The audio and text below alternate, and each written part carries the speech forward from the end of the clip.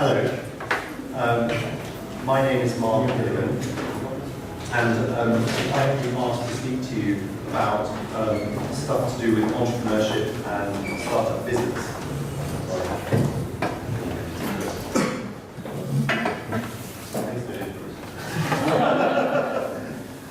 Okay, so anyway, the main thing is that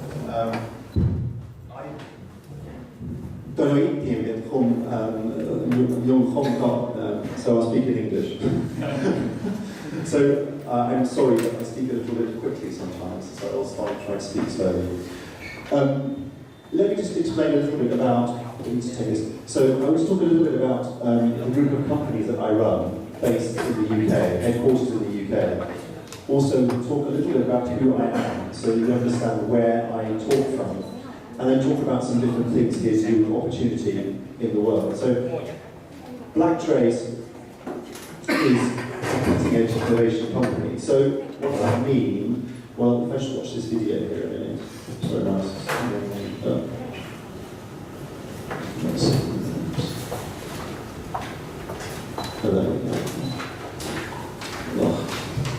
Okay, so a little bit troublesome. Let's try and open this video here now.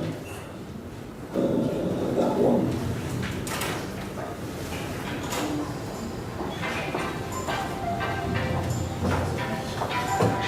So, Black Trace is a company which does things at the cutting edge of science. So, we design, develop and manufacture instruments to help scientific problems in the world. These products are in very many cutting edge applications. Things that have not been done before. All of these products in this video are things that we make. These are nanomaterials. And we have a variety of brands that we sell globally. So we sell everything around the world.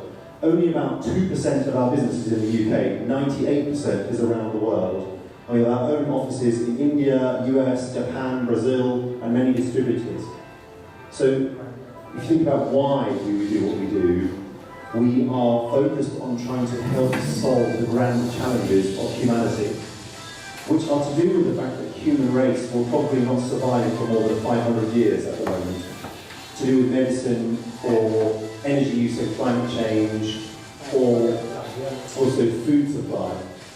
So all of these challenges are really big problems for the human race, and we have a lot of different products which we develop and manufacture which help with these things. So this one brand called Sirius focuses on organic synthetic chemistry, and we produce products which help to make chemicals more effectively and make new hot molecules, new chemicals that can do things in different ways. Some of these are macro scale technology like that, some are micro scale. Also we have Dolomite, which makes microstructured devices for a lot of applications which are very diverse in nature, but using microfluidics as a core technology. So that's another set of space that we work in. So we have 3D printers that we develop and make ourselves as well for these kind of applications. And then also at the cutting edge of biology. So genomic technology and understanding the disease states and genetic structures of biological systems, which have many applications in oncology, cancer, and other disease state identification and therapeutics. But we actually make things in the UK. So we have the biggest glass-blowing factory in the UK to make these things that we need in our products. And most of that is scientific, but we also get used in movies. So the Beauty and the Beast movie here, from last year, 2017, this glass bell we made that, and the Harry Potter movies, all the glass from the Harry Potter movies, we also make that. Just because our factories are near to production houses for Hollywood. Anyway, so we do this by basically recruiting the best people in the world who are from the world-leading universities in the UK, US, Japan, and they move to the UK to work for us to solve these problems. And basically, overall, our focus is to do things that have not been done before and to go against convention, to not follow the rules, to break rules, and to do things that have not been changed. So let me just jump back, because I think following rules is a very important part of life, but actually it's important to make humans survive, but also can destroy humanity as well. So Black Trace was started in 2001 by me in my bedroom, and now it is a really quite significant company around the world. So, as I mentioned, microfluidics is at the core of many of these things. We have many subsidiary companies around the world doing different activity, and also more than 150 people work in the company around the world. So there is no company like Black Trace in the world. There are many companies that do different things, but not quite like our company. So what the name means is the two English words black and trace are trace, meaning measuring things and putting them on graphs, because most of the things we do are to do with measurement. But this is the most important part, actually. Black derives from the concept of the black sheep. Now, in English language, the black sheep, most sheep are white in life. Occasionally, there is a black sheep. The black sheep is the bad one, the one who goes the wrong way, who does not follow the rules. But sometimes the black sheep is the one who is the correct one, and all the white sheep are wrong. So, in Vietnam, not only Vietnam, but the world, everybody likes to be a white sheep. But because we do not be white sheep, then our societies will collapse and fall down. We must follow rules. But if you look at the traffic in Hanoi, if you are a white sheep, then you don't go anywhere. But that means everybody on the street in Hanoi is a black sheep altogether, fighting. And they also cannot go anywhere. So the main thing in Vietnam is that, I think I will come back to this again later, but to be a black sheep in Vietnam is more difficult than in an English-speaking society. In an English-speaking society, we are very open in understanding and thinking about what is right and wrong and how we should behave. But in Vietnam, I understand Vietnam very, very well. I have a lot of connection to Vietnam. I live in Ngoc Hat, between Doi Binh and Hoa Ba, and I run a group of companies around the world, which is a bit confusing for many people. My company does not seem connected to Vietnam. So if you look at our logo, the logo says that many people disagree with us. We fight with them, and then finally they agree. So we have made materials that took 10 years, and in the beginning, other people say we are talking rubbish. 10 years later, the same people are giving 10 talks, saying this is the most important thing. Why was it rubbish one time, and then suddenly same people are giving 10 talks? Because you must fight, and fight, and fight for your ideas. And eventually, maybe you'll be wrong, maybe you'll never win, but if you have some good ideas, maybe you can be right. So, if you think about what was needed to make Black Trace possible, we needed an innovative culture, which means that we need to make sure that all of our staff are black sheep. What does that mean? One very simple point, which is difficult in Vietnam to understand, is to have an innovative culture, the best example of that is if somebody is 22 years old, they just left university and they join the company, if after 1 week they come to me and they say, Mark, you are wrong, that is good. That's innovative culture. When somebody is willing to say and has the freedom to say to the big boss, you're wrong. Now in Vietnam, if you're 22 years old and you go to the big boss of a company and say you are wrong, then maybe you get sacked. So the idea of hierarchy and rules and structure is complicated because in the Vietnamese language, even the way you speak, em, ang, ong, ba, chi, all of this, every time you say anything, you already put hierarchy immediately. And in English we don't do that. So even German people, for example, in their speaking, will have a lot of hierarchy built into their language in German. And I have been to conferences around the world, and sometimes I come to a group of German people drinking beer in the evening after a conference, and they're speaking in English to each other. I said, why are you all speaking in English?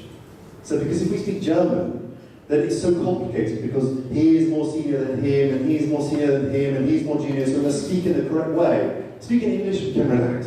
No rules, just be free. So innovative culture begins from the ability to be free to speak. No rules. Polite, of course, but free. So open-minded about thinking what is possible. Many, many times, if you're the black sheep, everybody will say you are wrong. Impossible, impossible, impossible. Also in Vietnam, many people say things are impossible. But actually, many things can be possible if you just believe that you can try to do something. Also, you must have some money. You must have enough money to be able to do some R&D to make a company like that trace, because we have to do a lot of R&D. But also, we need amazing people from around the world, and the around the world part is important because it means there is no one way to think.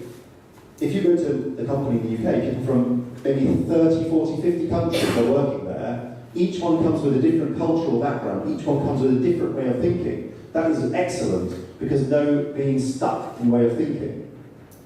In Vietnam, of course, most companies and most teams are almost all Vietnamese people, and that means think about things in a very Vietnamese way, which is excellent in some ways, but also different in some ways to people in other places. So multicultural teams build more innovation. Also, it's not good to have too much money, because if you have too much money, people get lazy.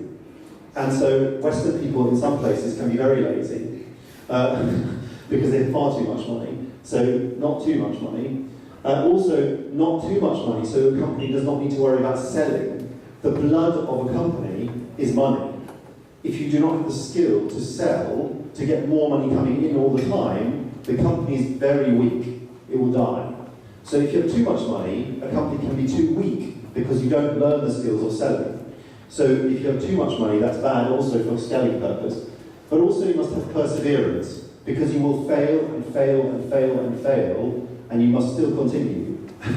So perseverance, perseverance, perseverance are probably some of the most important parts of having a company and building it, because you cannot lose your faith. You must believe in your own dream, otherwise it's not possible. So if you think about, just to try to give an understanding of who I am, I think that it is a bit different, so therefore that can be helpful. So, how do you learn to respect people from all over the world? Well, basically my parents met each other at the Golden Temple of Amritsar in India. My mother was from Denmark, my father from UK, and they met each other at the centre of the Sikh religion. That building there is the centre of the Sikh religion. So they met there. And then what happened was they made a baby, that's me, in 1970. And because my mother's from Denmark, I spent a lot of time in Denmark. So that's Carlsberg beer bottle. At that time, you could not get outside Denmark. And then in 1975, we moved to Iran. So I lived in Iran. This is me in the mountains near Damavand, north of Tehran, as a small boy playing in the stream. And from there, went to Afghanistan. Before all the war and disaster in that area. At that time in Vietnam, disaster, disaster, disaster, everything destroyed, everything really horrible. At that time in Iran, Afghanistan, everything peaceful and lovely. Now, Vietnam is really strong. Those countries are disaster, disaster, disaster. So the world can change very quickly. And then I moved to Cyprus later. So this is an island in the Mediterranean Sea. Then we learned sailing, windsurfing in the 1980s. And then here, there's me riding my first semi. I was 15 years old. This is the Suzuki DR250 first semi. Then coming forwards here, oops, sorry. Then this is in Washington, DC. This is my friend Kate. Her father, I found when he retired, was one of the deputy directors of the CIA. He was the big boss of the CIA. And the reason why I knew her, because she came to school with me in Cyprus when I was a small boy. Her daddy worked in the embassy, but after retiring, then found, oh no, actually, he's really big boss. And 1960s and 70s, they lived in Kuala Lumpur. Why? Because he was the station chief of the CIA for Southeast Asia when the war was here. None of that I knew when I was a boy. Only when I'm adult do I find that. So, but when you grow in a very international way, the people that you are familiar with in your school find quite interesting somehow. So anyway, so that's that stage. Then, how do you learn to make dreams become real? So the first part I show you is how do you learn to respect people from around the world? Well, when you have a very international upbringing, you just learn there is no way, there is no correct way or wrong way. There are just people. We all love our children, we all go to the toilet, we all sleep, we all have the same things in our lives. But we have many silly rules in each society that are not important. but sometimes we get confused about what is important, what is not important. So, how do you make dreams a reality? Well, here, Denmark is the country that created the toy Lego. And that is me in Legoland in Billund, near to my grandmother's home. That's probably around 1980. And Gilligant is the place where Lego was invented. Lego today is the biggest toy company in the world, and it comes from a small village in the countryside, from a farming village in Denmark. If somebody said to you, the biggest toy company in the world comes from a farming village in Vietnam, you said it's impossible. But at that time, when that company comes from a farming village in Denmark, also impossible. Impossible. Somehow, it's not impossible. And the reason why is because the idea is a very clever idea. You can make almost anything from some funny little blocks of plastic. And the reality is that what it really teaches you is your dreams, your ideas, can become real from some silly blocks of plastic.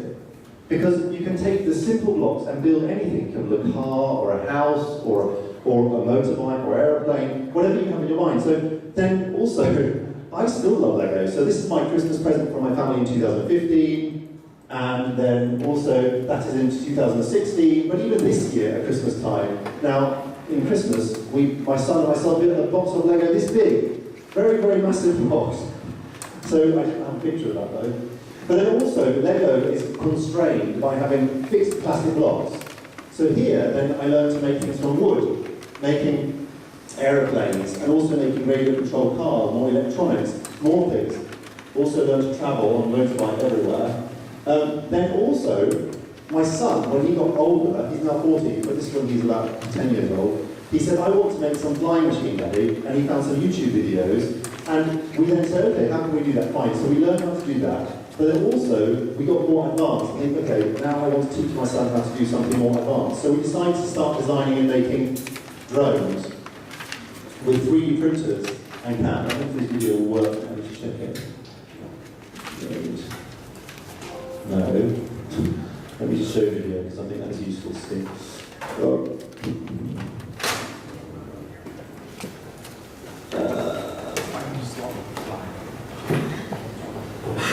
Yeah, that one. So this is the first time we spent a long time doing mathematics and design, 3D printing, writing software, many different things. And this is the first time we tried, does it work? So my son, only 10 years old, and also he did lots of the CAD work and lots of the software and tried doing many things. Because I'm lucky I have a company which has 3D printers, we can use all this technology. So here we see, this one weighs, it can pull 20 kilograms, it can carry 20 kilos, it's very big. It's more than 1 meter across. First time to see, does it work? Can work. Now, when you teach children about the idea that you can have all these ideas with mathematics and physics and design, and then it works, you show that your ideas can become reality. So the impossible becomes possible. So partly I do that because I think it's fun, but partly I work with my son because I know it helps him to understand the world. So, let's just continue. So then what happened was that some of his friends said to their parents, hey, we want to do what Pi is doing, that's so cool. Mummy, Daddy, can you help me do that as well? Mostly the other mummy and dad said, I don't know. How do I do that? I don't know. So the other mother and father came to me and said, hey Mark, can you help my son do that as well? My daughter, can they help do that? Finally collected in 2015, 16, I can't remember, 16 I think, we collected about 4 children who all want to do that. And I said to the mother and father, it's quite expensive, you must spend some money. It's okay, no problem with that, just maybe spend some money. But then finally we designed together with the children this here instead, which is a different kind, where we are changing the aerodynamics. Also in the beginning, I did not tell the children anything. I just gave them a drone and said, disassemble and tell me how does it work. And they must draw on the whiteboard, explain, they fight with each other, children fight with each other, 12 to 14 years old, they fight. And then I ask them a simple question. Things like, why can the propeller not be bigger? Why can the propeller not be smaller? And they say, I don't know. I said, you definitely have enough mathematics. Definitely. If you're 14 years old, you have the mathematics to do that. So I don't know. How can I do that? I don't understand propeller. So okay, well let's just ask that. So I asked them some more questions in more detail until finally reached the level where they think, oh, actually I do remember some mathematics about that. Something to do with, say, Ohm's law, resistance and current and voltage. And they think propeller and Ohm's law don't seem connected. But finally, after maybe 2 months, I did not allow them to make anything, just fighting with mathematics and physics and playing with the pieces on the whiteboard. Finally, I said, now you're ready to design your own one. So then they took their own one and designed that.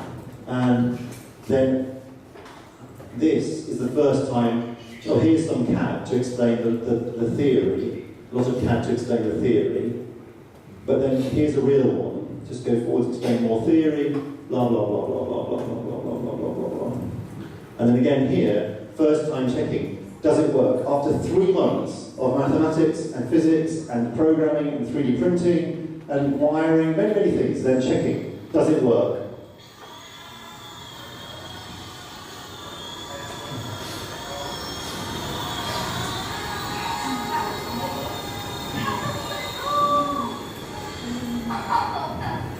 So, the main thing is, you see the laughing is very important, because the other thing which is maybe a bit strange is that I don't push my children in school at all. Not at all. I don't check with them, do they do their homework? I think it is their responsibility to do that themselves. I put no pressure on school at all. But I try to find a way to help them laugh. Because when they laugh, they choose themselves to do something. And when they do something then from their own heart, then they understand why they do it. If it's just from the pressure from the parents, it's not the same. It's their own decision to study because they enjoy it, then that is really good. So anyway, this is all to do with how to make dreams become a reality. So if you look at study and working, so I did many different things. I designed aeroplanes, I studied aerospace at university, and because I'm English, then lots of high-tech companies I choose to work for very easily, many opportunities in that sort of subject. So, and I worked also in Formula 1 racing. When Michael Schumacher was a young driver, I worked in F1. Then also aerospace, wind tunnels. Also developed mail handling machines, lived in Connecticut in America. Also lived in Holland and developed the first DVD players. And then worked in technology consulting, moving into developing automation. Now these products here look quite high-tech actually, but this is for really actually old technology. This is more than 20 years old. And it's strange, but still looks kind of high-tech, but in many ways scientifically old technology. So then I started the company when I was 30 years old after different things. So if you think about the main things that allow me to operate in the world today, one thing is this idea that an idea can become reality, the believing in an idea. So I really, really, really find in Vietnam, when I speak to people, many people tell me it's impossible. Many things are impossible, when actually it's not actually impossible at all. It's just about believing it. And then it can become possible. And I know Vietnam very well, so the believing in an idea becoming reality is very important. Also, must accept failure. You must accept that when you try things and you don't know the answer, failing is okay. Failing is important. If you try to learn to ride a bicycle, you must fall down many times before you can ride the bicycle. Must. Otherwise you cannot learn to ride the bicycle. When I learned to speak Tien Viet, I made many mistakes all the time. It's very, very impossible to speak Tien Viet. English is so easy. Anyway, but for you, maybe the opposite. Maybe English is the one that is difficult for you. But also believe in people. So you cannot do big things alone. You must do things with others. And I trust people completely from the beginning. The first moment I meet them, always. I absolutely trust people. People in Vietnam tell me, you're stupid. I said, no, I don't think so. I think that without trust in others, you cannot achieve anything. And I trust people completely. Of course, sometimes people will be bad, but mostly people are good. In the whole world, most people are good most of the time. So if you are too careful and don't trust anybody, you cannot achieve anything. So if you want to achieve things, you must trust others. And of course, because I'm quite experienced, I can see some cheating coming, so that's okay. But believing in people is really important. So if you think about what a startup company is, what is a company that's called a startup? So here in Vietnam, I find that there is some confusion about this. So if you say, is it any new company at all? Probably not. Is it a product or an idea? Does it have technology involved in it? What kind of technology?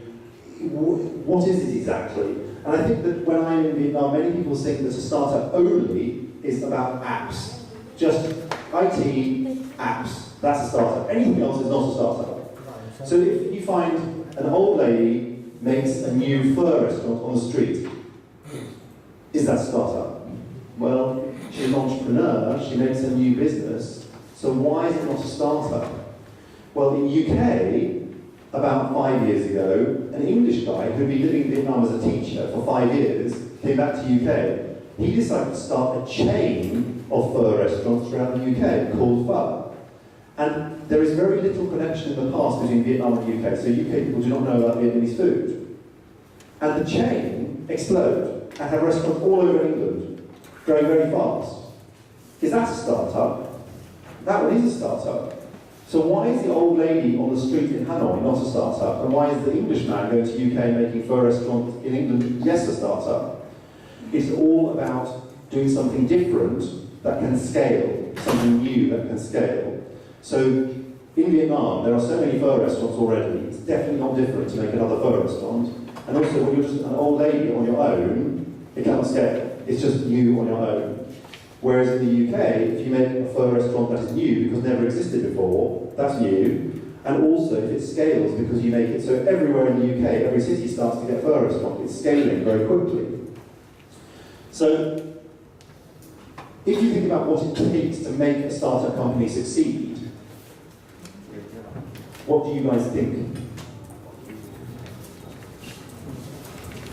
Some ideas, or what do you think is necessary to make a startup company succeed?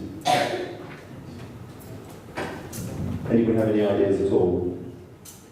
Is it easy? No, not easy. So what do you need?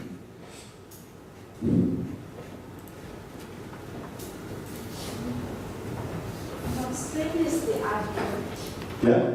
You definitely need to have some kind of idea. Without an idea, you don't have a company. So you definitely need an idea. I agree with that.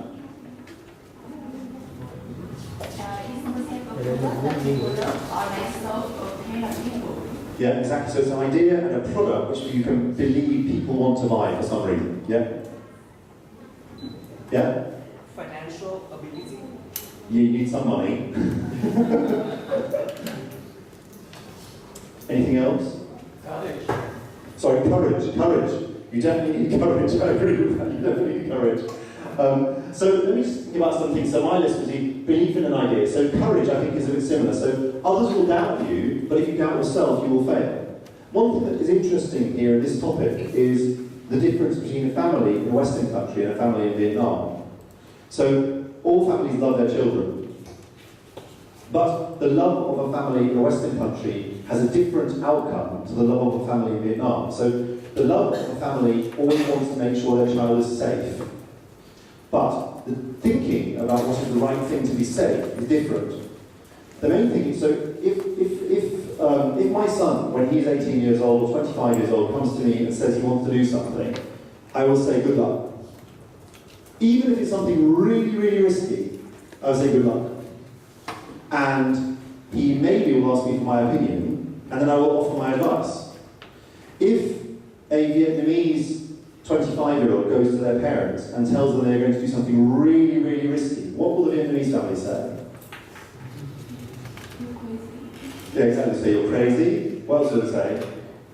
Don't do that. They will say, go and get a safe job. They will say, go and find a nice government job, maybe. And they will say, don't do that. That's the biggest message. Don't do that.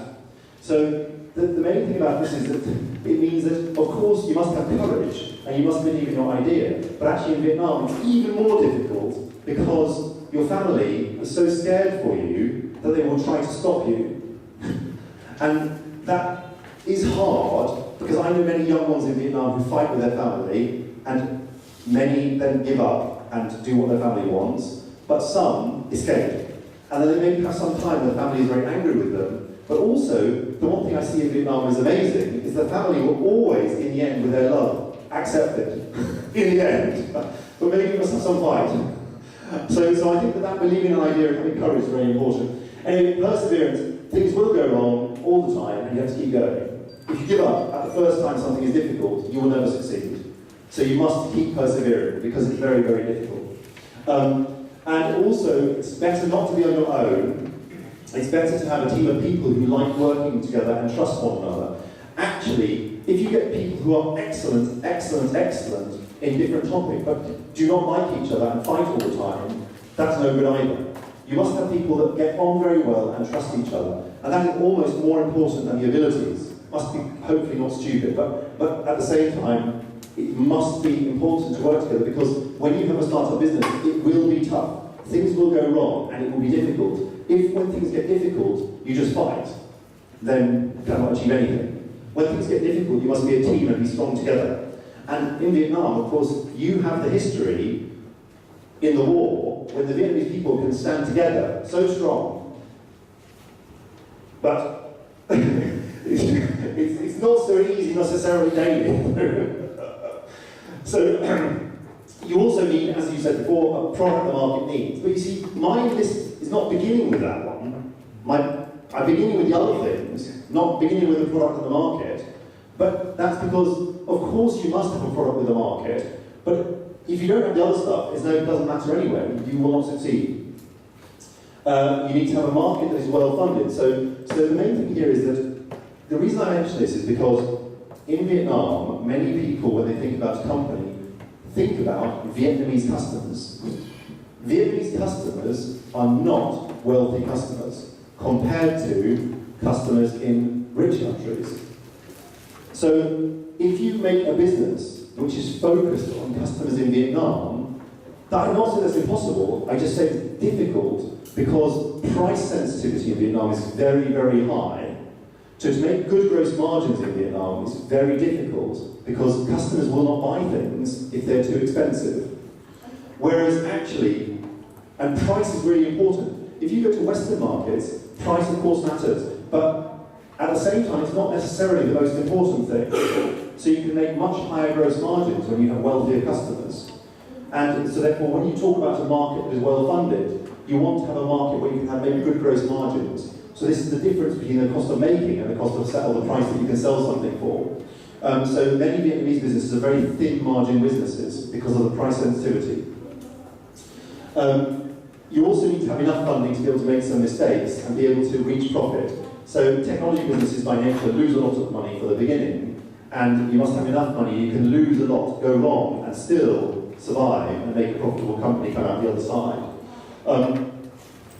My personal view, because of my experience, is that I like global markets because if you take products to the world, then you can have some things not work out, and there are many other countries there. So I have done lots of things in the world, and I would never want to start a business myself which focuses on one particular geography. So I would never do that myself. But there are, of course, successful businesses that are local. And focus on taking advantage of the environment within which you are. So each country has amazing strengths and big weaknesses. Vietnam has world-leading strengths in a variety of ways, but I find most Vietnamese people focus on the weaknesses of Vietnam. Oh, China is very powerful, Japan is very powerful, America is very powerful, we, Vietnam, are very small. But actually, Vietnamese people, generally speaking, need to understand what is amazing about Vietnam. And actually, it's easier, a little bit, for a foreigner to see that. Because we can see the world, and we can see Vietnam and see what is amazing here. Sometimes Vietnamese people cannot see what is amazing about their own country, because it can feel a little bit weak in the face of China, or Japan, or whoever else. So the UK is kind of cool in a variety of ways. So I don't know, kind of interesting to think this is British Council sponsored anyway. So what do you think is interesting about the UK? What's cool about the UK? Any ideas about the UK? Exactly. So in Vietnam, that's the main thing everyone thinks about football. I personally am not interested in football, but I know we have a premiership in the UK. What else?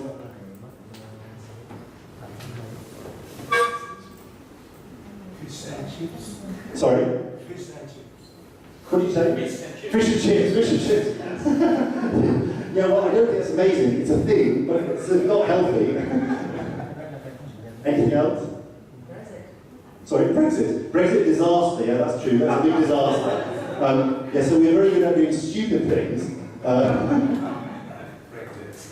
Anything else? Universities, education, yeah, that's good.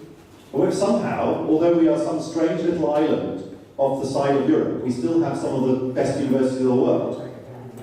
In the top 10, I think 3 of the top 10 universities in the world, Cambridge, Oxford and Imperial, I think, are in the top 10 still. And the others are almost all American. So what is interesting about that? Why are the top 10 universities in the world in the UK and America? Why? We have a very long, strong history of science development. Yeah? We have a lot of best scientists in the world. Yeah, some of the best scientists from Vietnam go to the US or UK. Thank you for that. But it's not only Vietnam, it's also from China. The best scientists from China go to US or UK as well. And Japan, and from Germany, and from everywhere go to US or UK.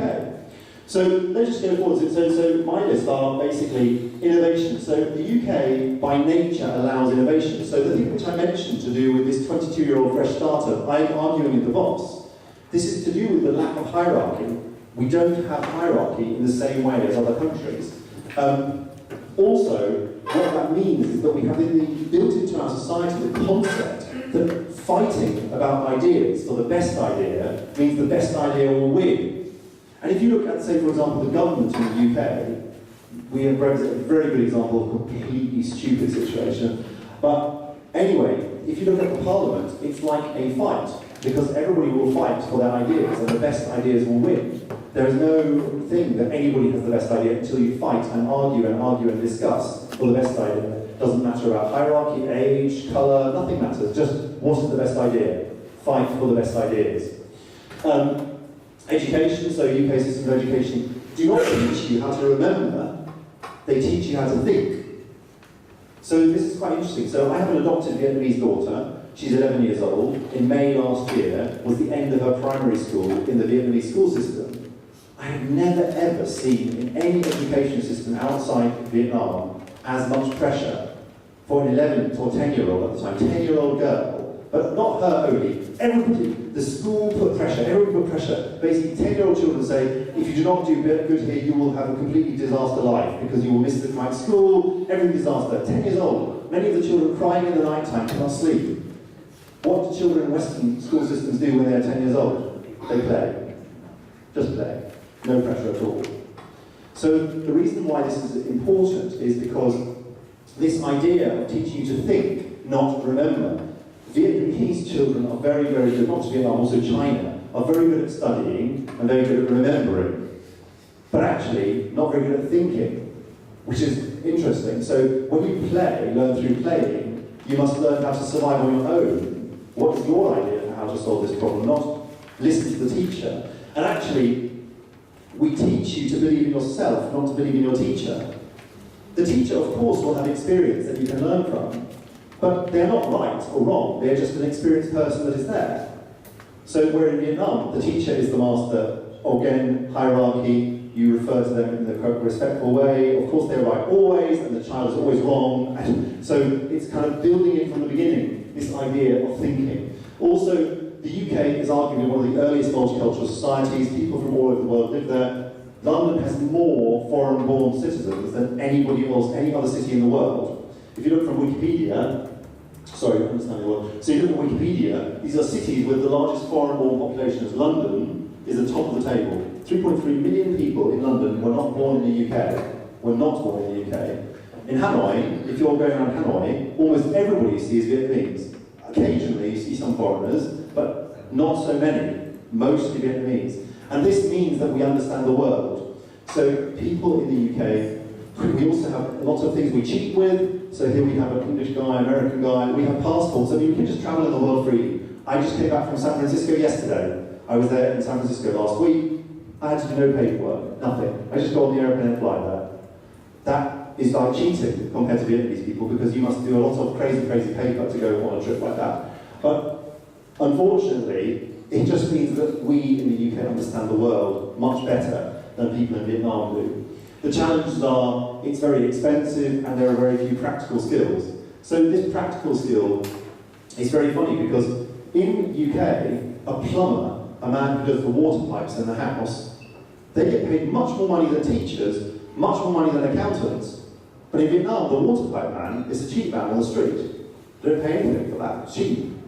But that's because in Vietnam you have a lot of practical skills, where actually, as our economies have gained more wealth, these practical trades have become really, really valuable because not many people can do it anymore. So what's great about Vietnam? So this is an interesting question. So what do you think is great about Vietnam? You should know, you're Vietnamese. Sorry? Hard working, yes, definitely hard working, I agree. Definitely Vietnamese people know how to work hard. What else?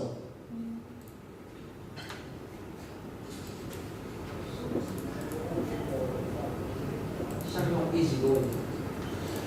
Yes, there are certain levels which Vietnamese people can be quite relaxed, but less relaxed than, say, Thai people. Thai people really relaxed, more relaxed than Chinese people. So yes, what else?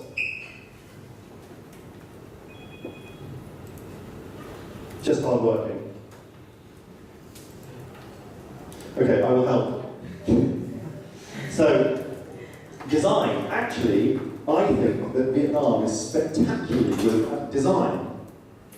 And these examples are all from Hanoi, or actually not all, actually one is not from Hanoi, but basically, if you look at Com Café, or you look at Bossler, or you look here at this design branding agency, and then this chocolate company here.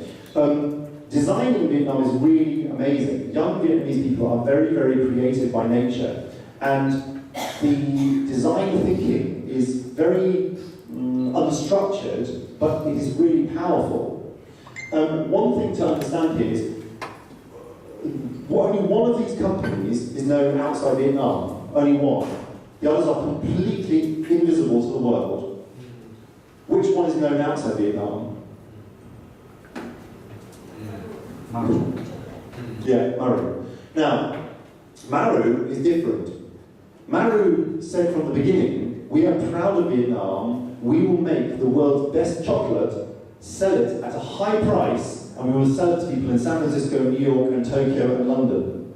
And we will make it in Vietnam, we'll do everything in Vietnam, and it will be proudly a Vietnamese company, but we will sell it outside Vietnam. And if you tell a Vietnamese person, one bar of chocolate here will cost 150,000 dong or 200,000 dong, they think crazy, why would you pay so much stupid money for a bar of chocolate? But for a Western person, it seems cheap, not expensive. That is the main problem for Vietnamese businesses to sell abroad. You don't understand the price sensitivity of foreign people. Foreign people do not think that is expensive. But in Hanoi, it seems crazy to spend 200,000 on a bar of chocolate. So the main thing here, what is different about that company? Well, so that one exports to Australia, so that one exports. Something like 98% of the sales of this company are not in Vietnam. What is different about the company is it's owned by French people and an English guy is the investor. So then people in Vietnam say, oh, it's not a Vietnamese company. Well, it's everything in Vietnam. The farms are in Vietnam, the making is in Vietnam, the design is in Vietnam. There's nothing outside Vietnam, all in Vietnam. So why does it need Western people to be the owner and designer and maker of that company? There are two things. One is, they risk a lot. They spent a lot of money to create that company in Vietnam. And they risk it all. And they accept maybe it will fail. Maybe they will lose all of their money. And they risk big. Vietnamese people don't know how to risk big. Don't take risks. Be conservative. Buy a house, buy some land. Do something small. Don't be crazy and risk lots of money. Number two, they understand foreign customers. They understand that 200,000 dong for a bar of chocolate is not expensive. Whereas Vietnamese people say crazy, nobody will pay that.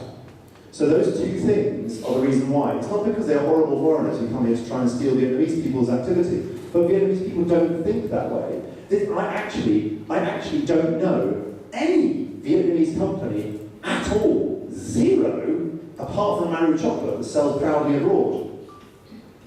I know many suppliers in Vietnam who will make cheap stuff for foreign company, and many foreign company come to Vietnam and use Vietnam like slave labour camp. But I don't know any proud Vietnamese company that sells abroad. Even Ving Group is totally unknown outside Vietnam. Nobody's ever heard of Ving Group. Never. Because it doesn't exist outside Vietnam. And Ving Group is a multi-billion-dollar company. So this idea that you can make things and to push them around the world from Vietnam proudly as Vietnamese products is something which actually doesn't exist in Vietnam. It's only foreigners who can see that. Because you have to see the strengths of Vietnam in the world case, not just feel shy that you're not China and you're not Japan. The other thing also which is quite amazing is practical inventiveness in Vietnam. Honestly, in Vietnam, if you want to get something done, practical, it's really easy. But I mean, there's people everywhere, just on the street, and maybe within 500 meters you can find somebody to do what you want, because there's going to be a welder there, or a mechanic, or something. But also, if you think about it from a lady point of view, nails, the world industry of nails is an invisible Vietnamese export. If you go in America, or Japan, or UK, or Germany into a nail bar, almost all of them are staffed by Vietnamese people. It's not one company, it's just a world industry of nail bars. But the reality is it comes down to practical skill. Look at that, it's so complicated. Western people just paint one colour. Vietnamese people have all this art on each nail. And it's fascinating that is an industry that is very practical for Vietnam. Also working hard, so you mentioned working hard. So work ethic, Vietnamese people can work very, very hard. And again, as I said here, this is for some foreigners who don't know about Vietnamese school system. So, and also cost. So if you look at Honda or Samsung, or this is North Face factory, so basically the costs of Vietnam are very low. So that means that many big foreign companies come here to make factories. And it's great for the local economy when they invest in there, but most of the money does not stay in Vietnam. Most of the money leaves. So Samsung makes 40% of their products here, but 98% of the profit from those products leaves Vietnam, does not stay in Vietnam, 98%. And Tai Nguyen is amazing, it's like just a big Samsung factory. But overall, the reason why this happens is because those foreign companies make massive investments. So then you say, is it fair that all the money goes abroad? Actually, in business, the people who win the money are the ones who risk the money. If you don't risk anything, you don't win anything. The people in Vietnam don't risk anything. Just take the job, get the money. Now, there's no risk of failure because you take the money. But who in Vietnam risks money? Ving Group mostly makes money from property, not from risk. Property is not risk, just spend some money on some property, sell it for some more money. So you've got to learn how to risk money. Maru risked money. So risk is a very important part of the puzzle of success. So the challenges for Vietnam are about understanding the world outside Vietnam and freedom to travel. It is not fair, but for us to travel is really, really easy, and for you to travel is not easy. So anyway, that's fine. I think that I have many other things in here, but I think that's enough for now. But actually, I will just jump forward quickly. Let me just quickly do something. That's California, blah, blah, blah. Well, yeah, this is quite a funny example, actually. So I was at a party in Hanoi this summer. This is not from the party, it's an internet picture, but I was with some 21 and 22-year-old girls, and they were having a party, and they had fine dresses, high-heeled shoes, makeup, everything beautiful. And it was in the summer, so outside was 40 degrees, very hot. Inside the room, there's one AC unit and one fan, because if you only have the AC, it's cold here but hot on the other side. You need the fan to mix the air around. The fan stopped working, fan broken. So then it becomes very hot on one side of the room, very cold on the other side of the room. I'm an engineer, I'm sitting on the sofa thinking, oh, I must get up and go to fix the fan. But I was a bit lazy because I was chatting, so I did not go. In another country, what will happen, if you are, for example, in New York, the girls will complain and get hot.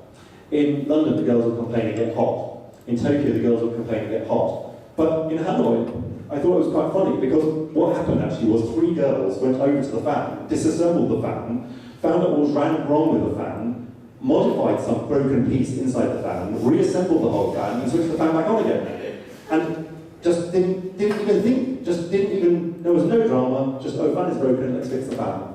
So, in in foreign countries, these kinds of things don't happen. People don't know how to do anything. In Vietnam, everybody has a lot of practical skill because so many challenges have been overcome in Vietnamese history that everybody just knows they must survive and find some way to overcome this challenge. And this is something that seems very small, and Vietnamese don't even notice it.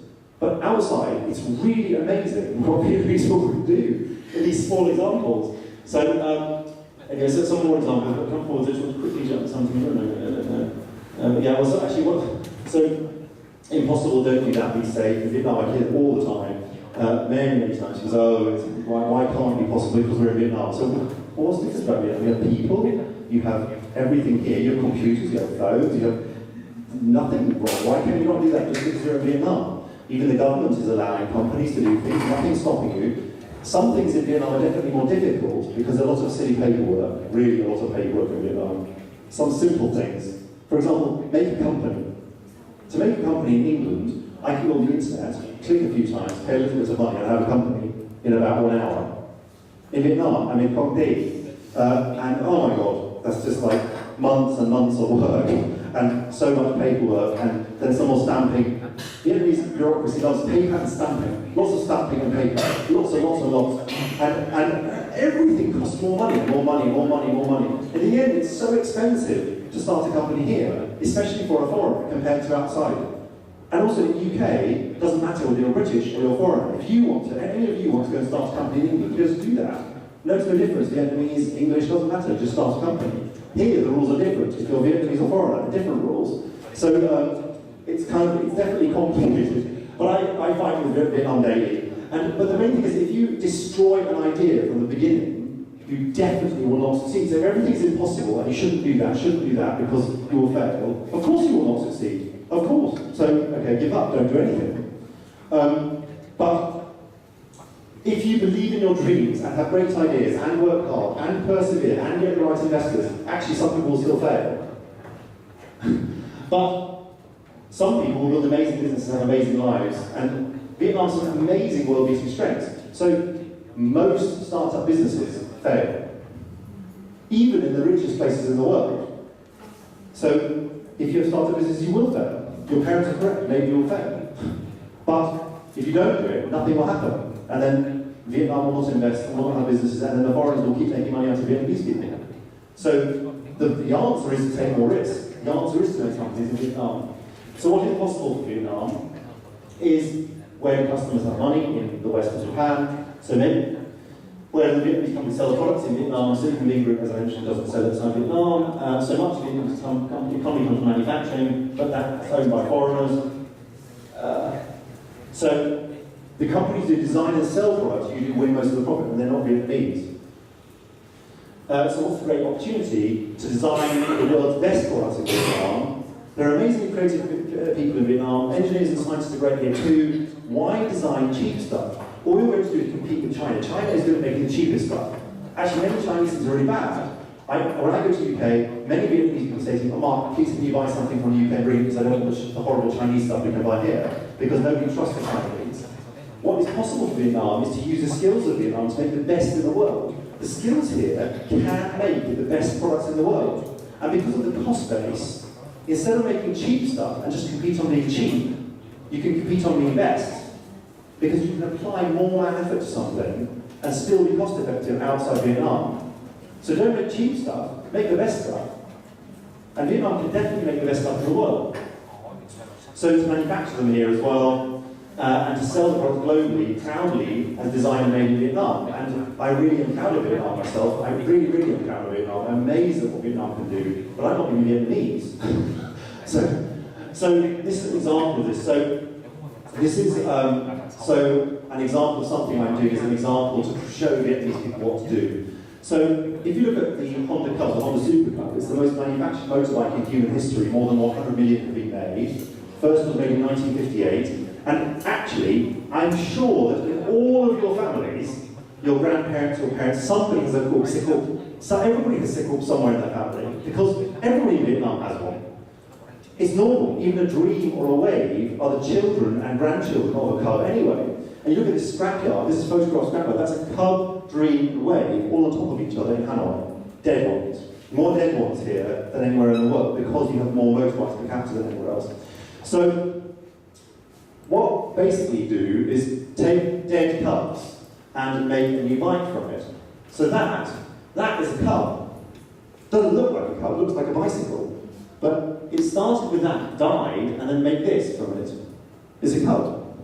But nobody can see it's a cub anymore. But the forks are from a cub, the headstock, now tube, swing arm is all from a cub. Then we throw the rest away, because it's all destroyed anyway, and put a 20 kilowatt electric motor system inside, and it becomes a very, very fast electric bike. And it can go more than 160 kilometers per hour.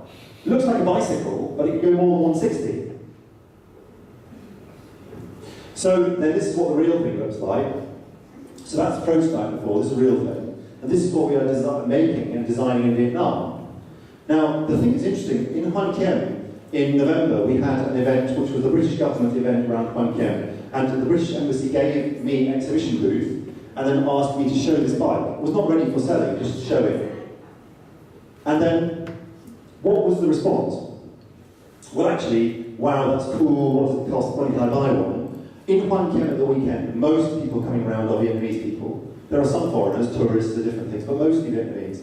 So basically, everybody said, well, that's cool, what does it cost, when can I buy one? Okay, so then you put this in front of a Vietnamese person.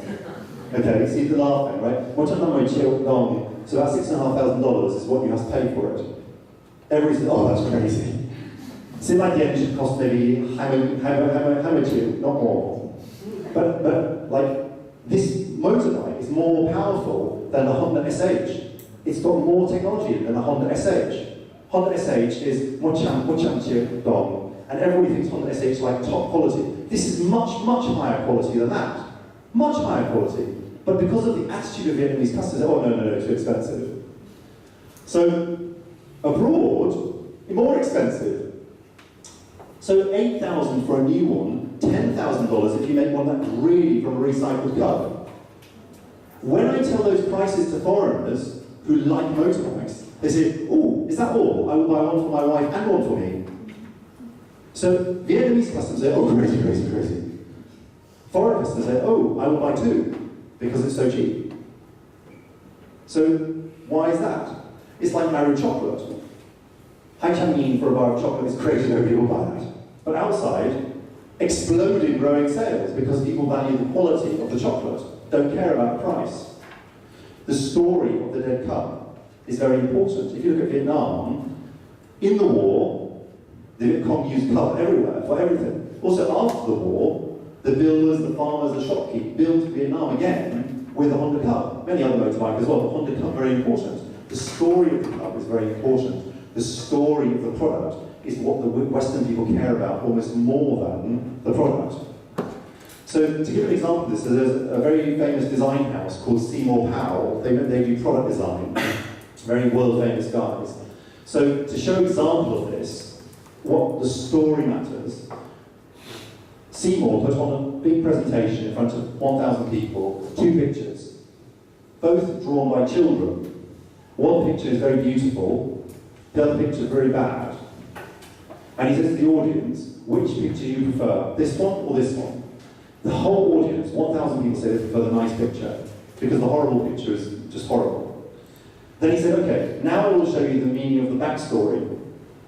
The beautiful picture is painted by my daughter. She is from a very rich family, she has the best education in the world, everything for her is perfect, and she's a good student, therefore she can learn and she makes a nice picture. Very boring story. Because she has everything in her favour, therefore she makes a nice picture. And I said, now I'll tell you about the bad picture. This was drawn by a girl who 1 hour later died. She was a lovely artist, but she got cancer and she was dying in a very horrible state in the hospital. So she really still tried to paint pictures and draw, but her hand, she can't hold it anymore. So the bad picture was made by the girl just before she died. 1 hour later she died. And this bad picture was with that. Now he says to the whole audience, 1,000 people, which picture do you prefer?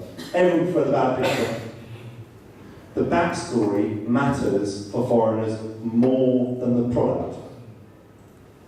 The story of the cub in Vietnam It's a very, very powerful story. And most Vietnamese people don't even think about it. It's not like roads or electricity or anything else. The hub is a part of the infrastructure of the history of Vietnam. So therefore Vietnamese people don't even notice. It's just there. Don't think about it. So anyway, the main thing about it really is that a product is very, very high quality, and some people will buy it in Vietnam maybe, but foreigners care a lot about the backstory. And not all foreigners, you have to be a little bit rich foreigner as well to care about the backstory so much, but actually Vietnam focuses on making very high quality products with a great story and wants to sell it to the wealthy markets of the world. Then you can understand the people in these markets and sell them. So anyway, so Vietnam is an amazing country. People of Vietnam are amazing about what makes the country so special. There are amazing advantages in the way of things being done in Vietnam around practical inventiveness, cost platform, and knowledge. And really, the world is the place where Vietnamese people should try to learn about, to work out how to make businesses. And if you only make businesses that sell to Vietnamese customers, you will sell cheap products to customers who don't want to pay a good gross margin for anything. And therefore, you will make businesses that struggle to grow.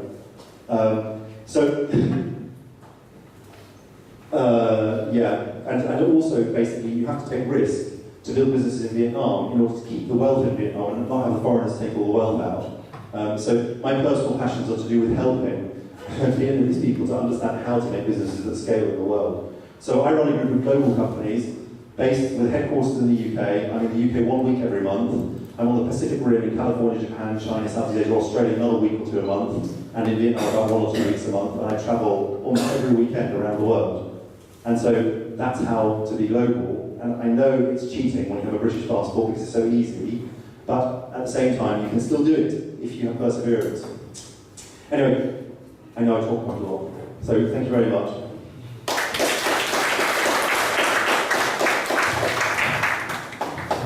So any questions at all?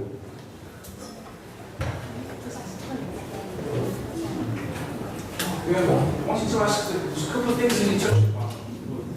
Just touched upon, but you spoke about it a great deal, which was fantastic. But we will be sort of thinking about throughout the week. One is around first appearance, and one is around that kind of going against convention. So I've got 2 questions to ask. What about going against convention? I'm interested because you've got